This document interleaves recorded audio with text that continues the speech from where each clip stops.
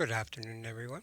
Welcome to Walk the Distance Education and ENG4C. Yesterday, we finished up and introduced you to Activity 4 Retelling Horror, and we went through the success criteria and then had a look at the narrative point of view on page 51. Um, we then went on to look at language and how authors use language to create atmosphere. And then we looked at subgenre of horror on page 51 and 52.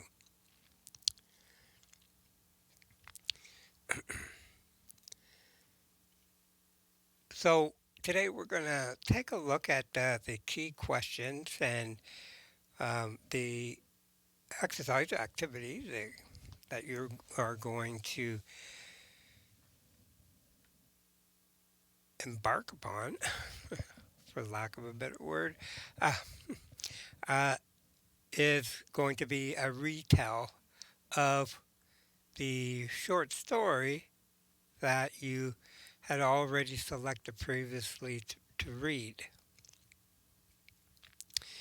We'll come back to that in a second. First of all, I would like to show you an important distinction between what we call voice in writing. So, the slideshow that I have here for you is called Using Active and Passive Voice. So, mostly there's two different types of voices that you can use in when you are writing, and they both have a specific purpose, which we'll discover shortly. But first of all, what's the difference? Active voice is used to show that the subject of the sentence is performing or causing the action. So this is the normal way that we think and write. Um, the subject, we have a subject, which is generally a noun or a noun phrase, and then they're doing something, right, with a verb and preposition, right? That's generally what we would call the active voice. So here's an example. LeBron, the great basketball player, LeBron threw the basketball before the buzzer, right? So LeBron, that's the subject. And what did he do? He threw the basketball. Another example of active voice in the same, using the same subject. LeBron shot the basketball from the free throw line. Or LeBron scored 3 points. So these are all active voice sentences.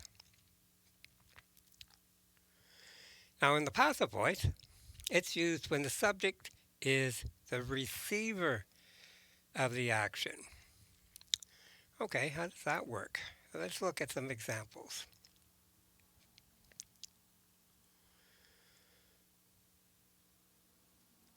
LeBron threw the basketball before the buzzer. LeBron shot the basketball from the free throw line. Or LeBron scored 3 points. Oh, sorry, I'm back. Oh, I got lost there. oh, oh, okay. This is a very touchy little mouse here, and I ended up going back to the first slide, and I didn't catch myself. I must be half asleep. Let's try this again. So with the passive voice, right? The ball was thrown by LeBron, right? So LeBron is the person who's making the action. Notice how we put LeBron at the end of the sentence and we focus on the ball. The ball was thrown by LeBron, or the basket was shot by LeBron, or the score was made. Why does it matter? Because stronger writing uses active voice. And in particular, when you are doing a narrative like the retell of a story, you want to have an active voice. And you want, because you want strong writing. And another thing about active voice is that it is more immediate. It connects the reader better, or connects the reader in a stronger way with what is being read, because everything is happening right now. It's active. So active voice is more direct and concise. Passive voice is usually wordier. Active voice is like watching LeBron play, right? So you're actually sitting there watching step by step as he dribbles down the court, takes aim, and then shoots. the, pa- the, the passive voice is like watching gum stuck on the bleachers in the stands. Well, we won't be that hard on it because it does have its uses, and we will show those to you later. Most of the time, you'll want to use active voice. When do you want to use passive voice? When you're intentionally trying to hide the subject of the sentence. For example, a politician might say, "This mistake was made by someone." Hiding the subject helps him or her hide the blame. When intentionally trying to minimize the guilt of the subject, right? For example, a cheating boyfriend might say, "Cheating was committed." Oops. When passive voice better emphasizes the main point of the message, such as, "Children were harmed by the drunk driver." So you can see the emphasis here is on the children, right? Um, Children were harmed by the drunk driver, right? So we're not giving any attention to the drunk driver. It was what concerns us is that children were harmed. So the passive voice requires what we call a double verb and always consists of a form of the verb to be and what we call a past participle, um, usually with a en or a ed or a t on the end, right? We'll show you an example. Here's the active voice. John baked the bread.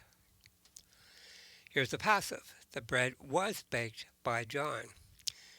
So uh, or was is a form of the verb be, right? So was baked. There's a double verb there.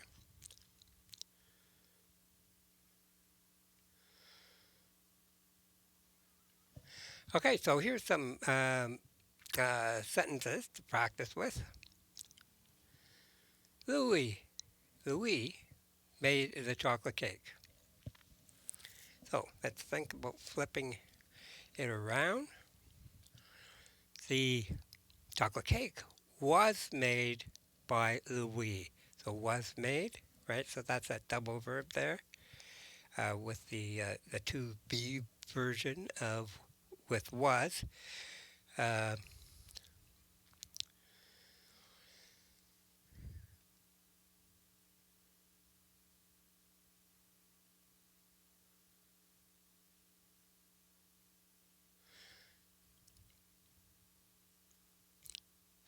so the first sentence then is definitely an active voice.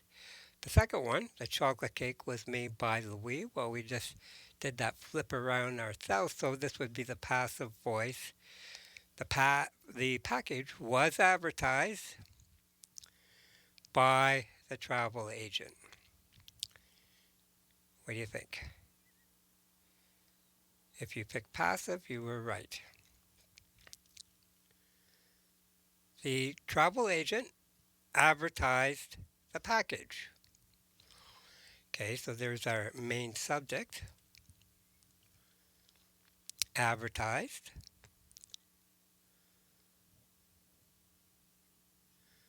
So that would be an active sentence. That's what the travel agent did. They advertised. The chain was broken by my brother. The active way of saying that would be my brother broke the chain, right? So was broken. So that is a good way for us to recognize that that's a passive. My brother broke the chain on my bike. Okay, so your brother's the subject. He's and he's the one who broke the chain. So brother broke. We have our noun and verb in the correct order, or the main subject and the verb in the correct order, and so that would be active.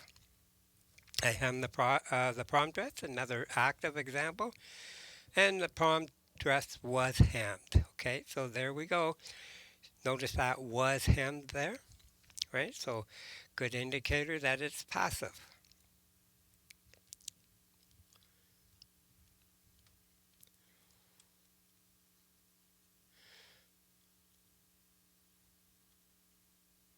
Okay, now the next section here, I don't think well, we can practice. We made the chocolate cake. Okay, we know this one. Oh no, we already did that. See, I flipped back. There. Okay, that's the last page anyways. All right. So let's go now. I have some text here I wanted to show you. Where are you? Here. Okay, so if you're wondering why do we even use the passive voice at all, well, there's several good reasons, and I'm going to discuss them right now. I have this article up here.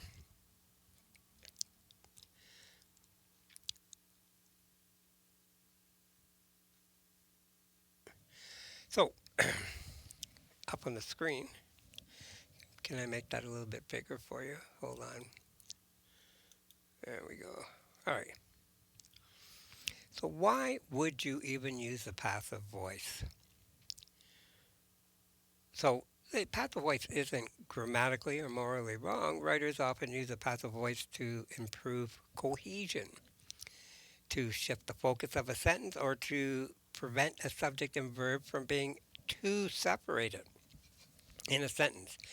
So if you separate the verb and the subject uh, by too many different phrases, then sometimes your reader will get lost, or your sentence will become so clumsy that it'll become horribly confusing. The passive voice tends to sound more natural if the actor of a sentence is unknown or less important. This is very important right here, or less important than what's acted on. So, here's an example. Cooks can roast, grill, or even fry butternut squash, a favorite among gourd enthusiasts. Different cooking methods bring out different flavors. Okay, so here's the passive version, and let's say we were focused. The previous sentence was talking about squashes, right, and not talking about roasting and grilling. So we might switch it to the passive voice. Butternut squash, a favorite among gourd enthusiasts, can be roasted, grilled, or even fried. Can be, right? So there's your double verb right there.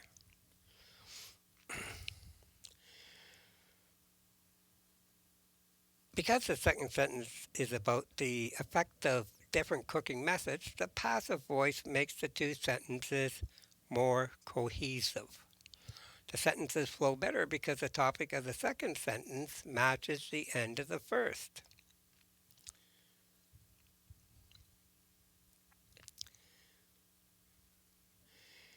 Now, here's another example, and this is the type of sentence that you may run into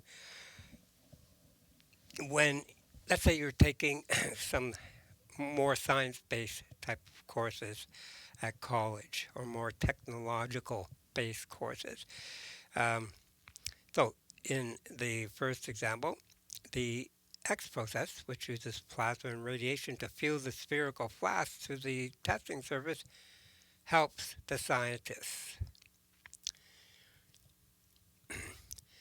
So here's the passive version. The scientists are helped by the X process, which uses plasma and radiation to fuse the spherical flask to the testing surface.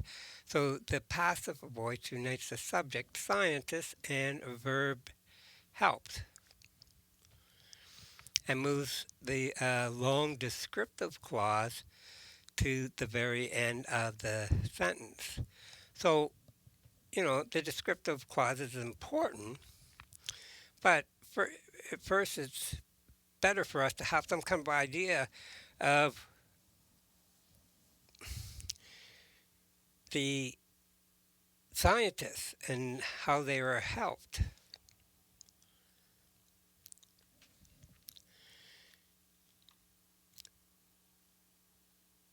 There's a section here, what about writing in the scientists?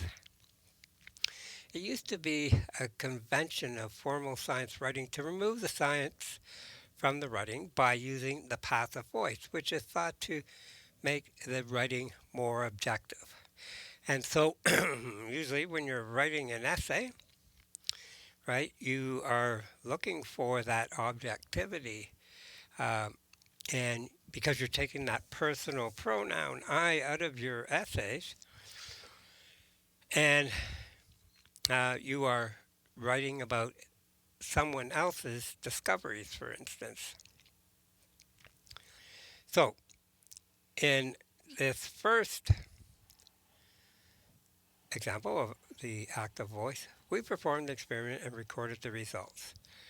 The passive use of the same sentence is the experiment was performed and the results were recorded. Right? So the experiment is really what you are aiming at discussing here. It's not um, uh, it's the most important part of the process. And then, of course, you have the recording.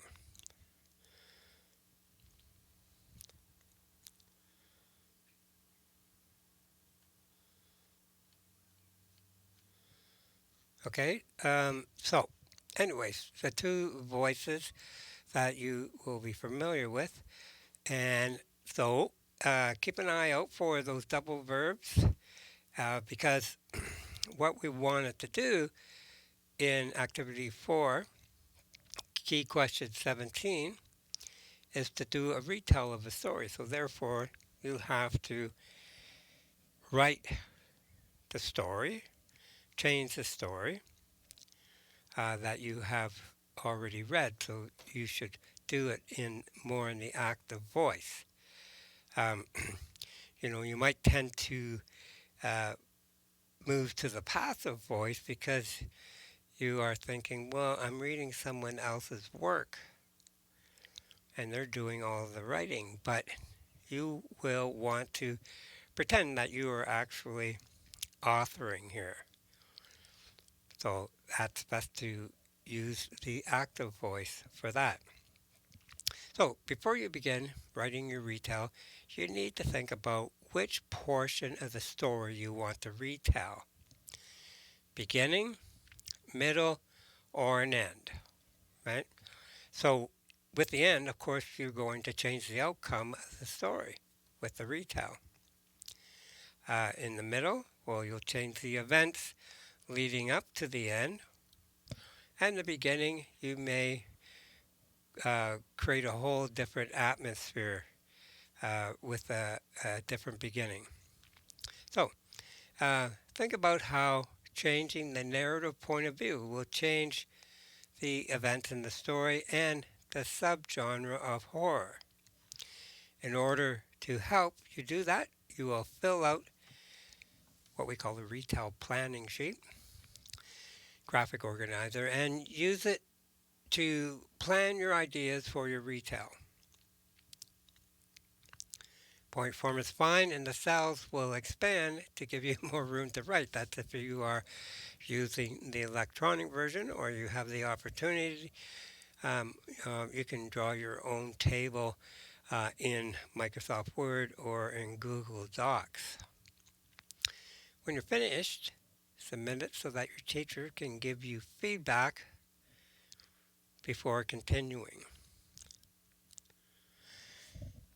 There's an interesting sentence there. When you're finished, right?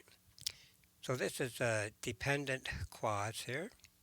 When you're finished, submit it so that your teacher can give you feedback before counting. Think of another way that you could write that sentence. Submit it to your teacher. Submit it so that your teacher can give you feedback more for continuing when you finish.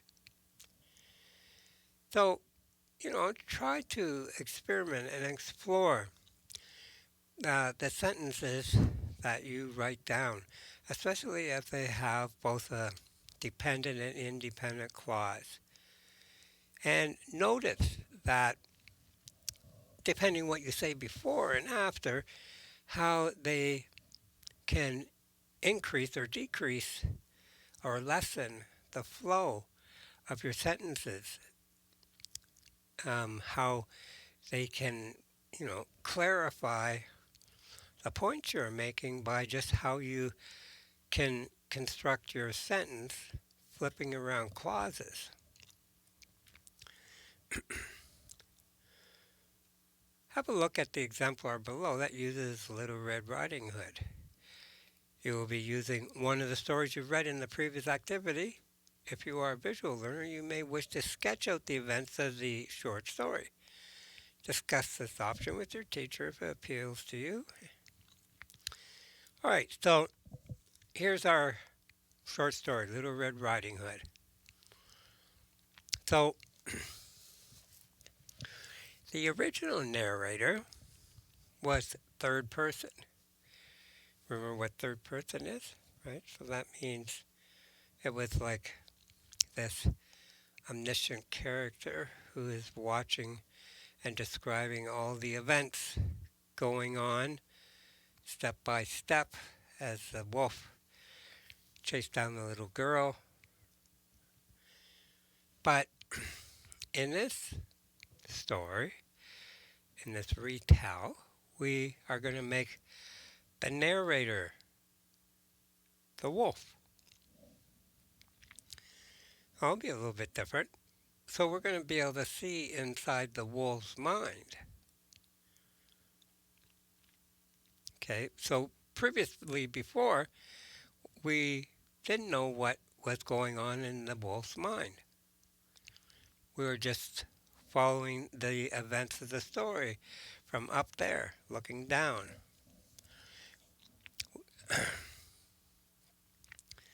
So, in this example, we're going to use the events from the section of the story, the middle section of the story. That's what we're going to choose to retell. And so, the author of this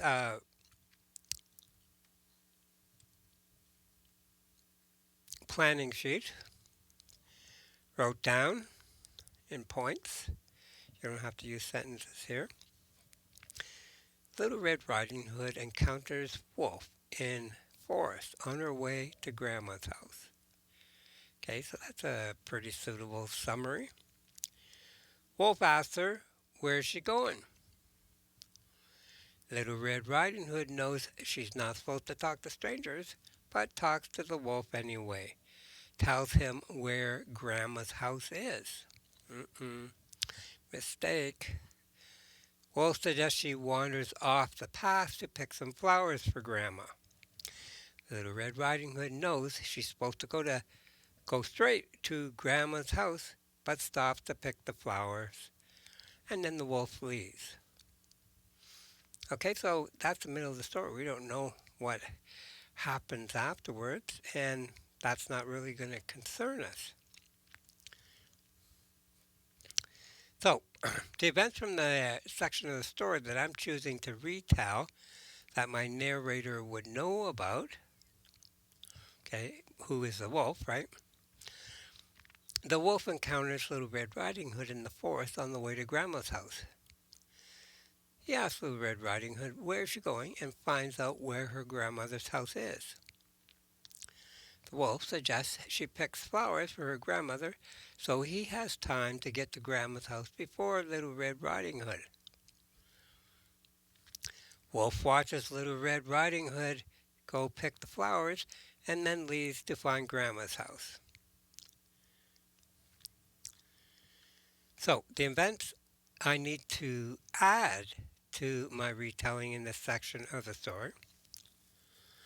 So, it could be the wolf's thoughts before entering or encountering Little Red Riding Hood in the woods.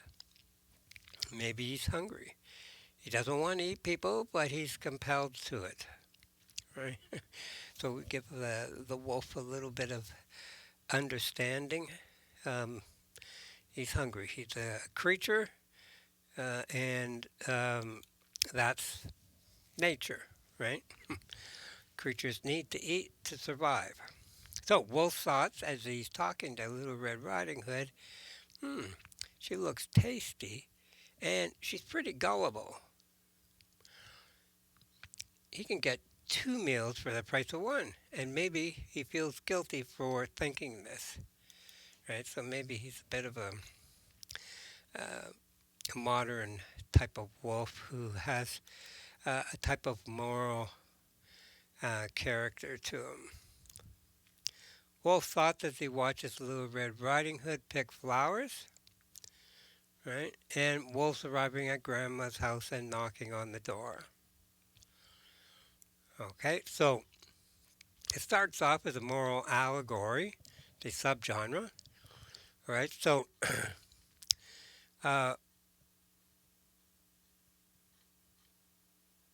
and we usually get most stories that are written in third person are moral allegories because we don't know what's really going on um, to start with, right?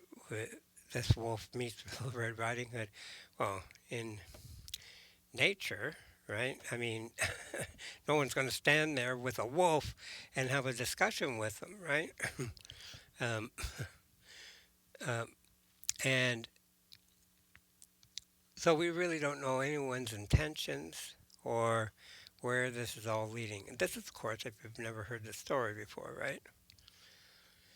Okay, and then what we're going to tell, the retell is going to be in the subgenre of horror, a psychological horror. And why is it a psychological horror? Well, because it's showing this moral um, judgment within the wolf. It's a psychological judgment. He's being torn between uh, his need for food and he has developed somewhat of a type of um, morality that generally wolves don't have. Okay, so this is how we can change one of the stories that you are going to use for this retell. So we have three great stories for that, and it's all up to you how you make the changes, whether it's a beginning, middle, or an end. Um, if you use first person, second person, or third person, but they have to be changed, right? Um, so most of the stories, right, are done. Two of the stories are written in the first person, right? And then the third one is written in the third person. So you'll want to think about how you can change those. Who's going to be doing the narration?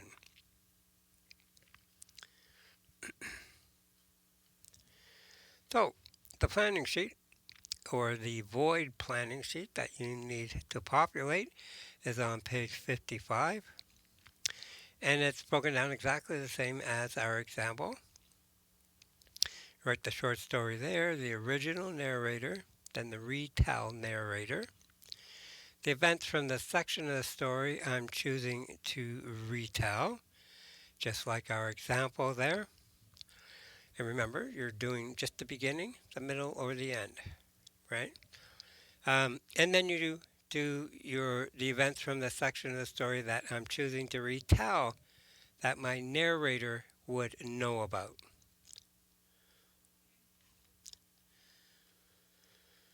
And then in the row below that, events that I would need to add to my retelling of this section of the story. The original genre of horror and the retell genre of horror.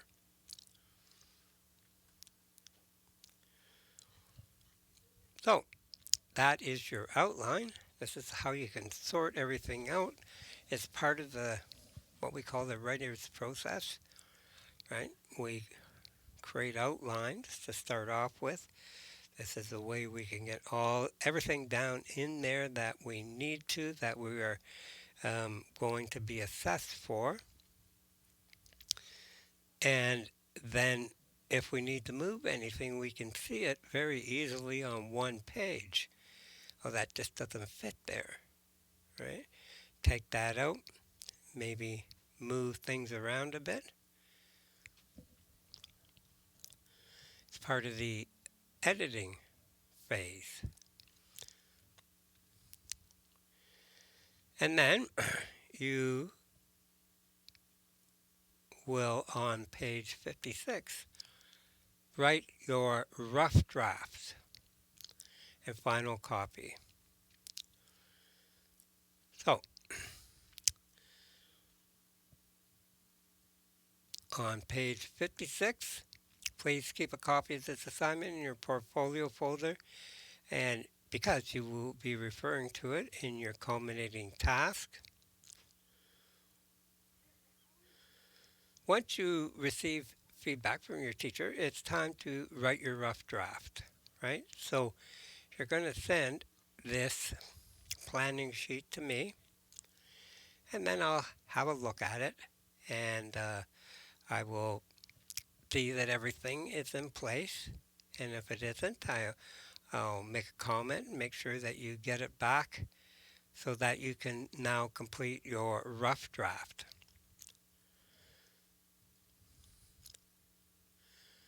So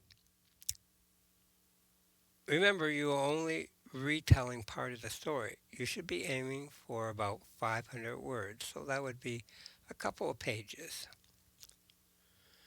Using the retell assessment, self-assessment form found in the following, it says pair, but it should be page, and use it to complete a self-assessment of your own writing. Then submit it along with your rough draft so your teacher can give you feedback. Submit your rough draft and a copy of the self-assessment sheet to be completed to your teacher. Okay, so this is the retell self-assignment assessment on page 57. So this is a way for you to reflect on whether or not you are following all the criteria that that are asked for in this assignment. I have accurately retold the events from either the beginning, middle, or end of the story from the point of view of my chosen narrator. There, you write your comments, right? You are in agreement with that. And then there is the place there for the teacher's comments. Next, I have included details about the setting that help to establish an atmosphere of horror. Your comments and your teacher's comments. I have used language effectively to create an atmosphere of horror. So we have both details about the setting and and language. I have chosen one of the genres of horror to use to structure my retell, and the elements of that genre are apparent in my retell. I've used correct spelling, grammar, and punctuation in my retell so that my ideas are communicated clearly to the reader. And finally, questions or concerns that you have, and then suggestions from your teacher. So this is a form of assessment, right? uh, Sometimes we have our peers helping us with assessment. Other times we have our teachers. So this you get different things from different people with assessment, but it's always important to have that form of assessment from someone other than yourself, because people can see different things that you might miss.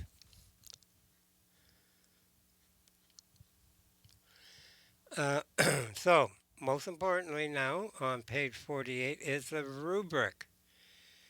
And I wanted to stress this again. I'll always stress this is that you need to look at these rubrics. They're not there to paint the page with words and colors. You want to achieve level 4, this is what you need to demonstrate. An excellent knowledge of the events of the short story, right? So you should be able to summarize those events before you even start in on the actual retelling. The also excellent knowledge of the subgenres of horror and the narrative point of view.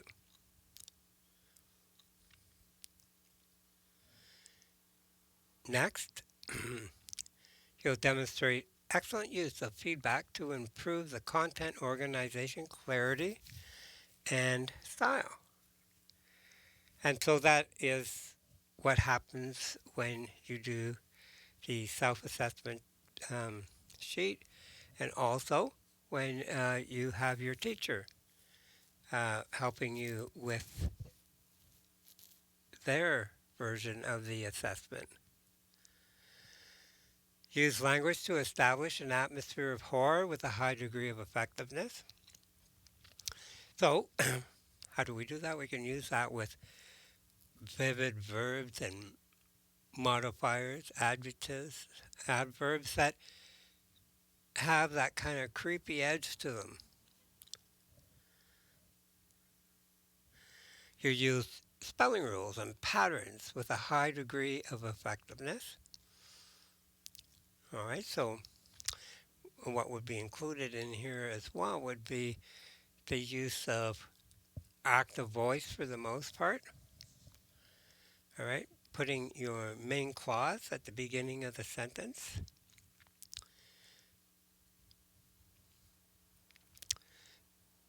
Um, Uses punctuation to communicate intended meaning with a high degree of accuracy.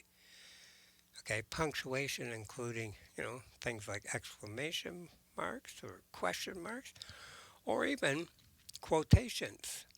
Actually, that's covered in the next section here. Uses grammar conventions to communicate intended meaning with a high degree of clarity, right? So, of course, any short story needs to have dialogue, whether it's external or internal. Applies knowledge, oops, applies knowledge of one of the three Subgenres of horror with a high degree of effectiveness.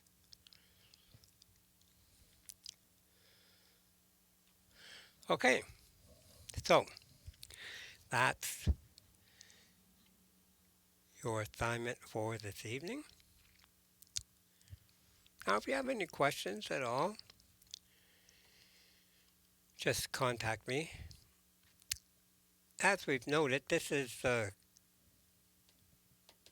a multi-layered task. That means you don't just hand in everything at once, right? Take your time with this and go through the process of having your teacher review your work, give their comments, and then act upon their comments, of course. Um, Reflect upon why you're doing it.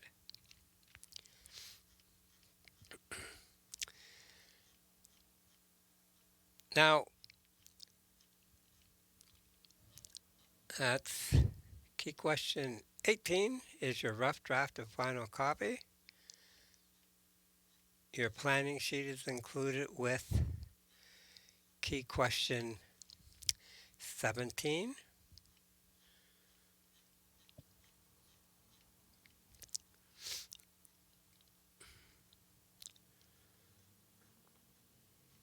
Okay, I'm just scrolling down.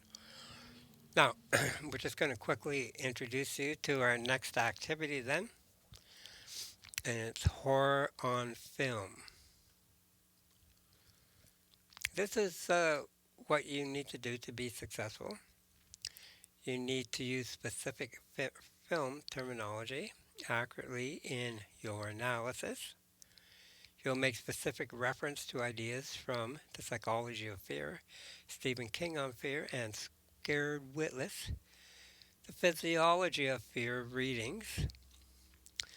You'll be able to identify the subgenre of a horror film and select examples to support your ID. You'll draw conclusions about how effectively the film appeals to viewers' psychological needs while fulfilling the criteria for that specific horror genre.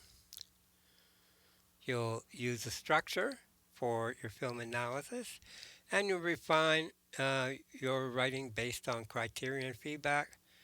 For example, by checking if your writing was repetitive and remove unnecessary words and ideas, or by checking if your writing was clear and adding details to provide more information when needed, or by checking your writing conventions, making any changes to spelling, punctuation, and grammar that are needed. Okay, so that is just a quick introduction to Activity 5 horror film. So that's where we're going tomorrow. But for today, let's go back and review what this template or review this template of the Little Red Riding Hood story and see how it was changed in the retell and reflect upon the story you read. What genre of horror was it? What? Um, what voice? What person was telling the story? Was it omniscient third person or first person? We've given you that information previously, and you can dig that out in yesterday's class. And then think about how you want to change that, right? Change it from if it's first person, um, change it to omniscient or another character in the story even.